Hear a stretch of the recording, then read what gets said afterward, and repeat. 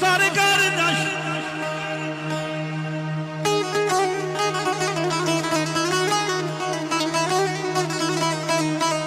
Şöyle itirmeyi dostları kardeş.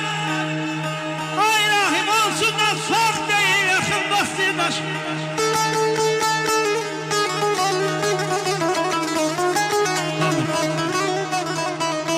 Dostluk arasında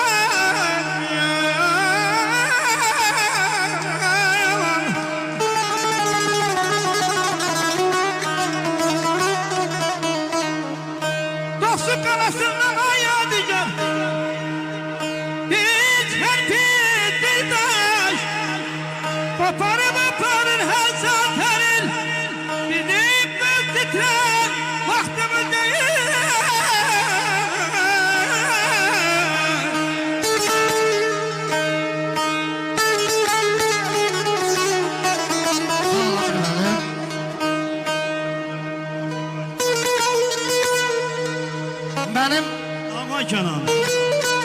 Benim yaradandan bir dileğim var.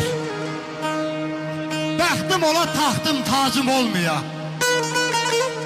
Həmişənimdən yaxşılıq gələ, pislik üçün bir əlacım olmaya. Min neymət yetirəm yaz yağışından, heç də sarsılaram mı qarlı qışından.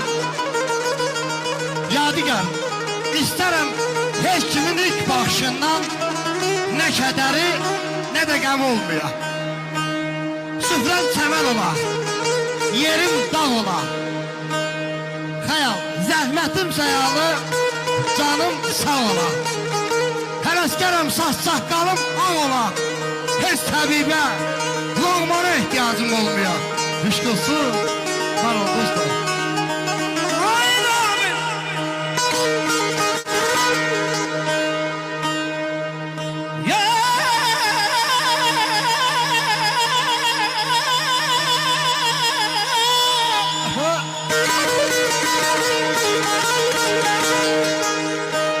Tutulsa xasiyet, tutulsa ürək, havayı duydanıb kəsməyə incələk.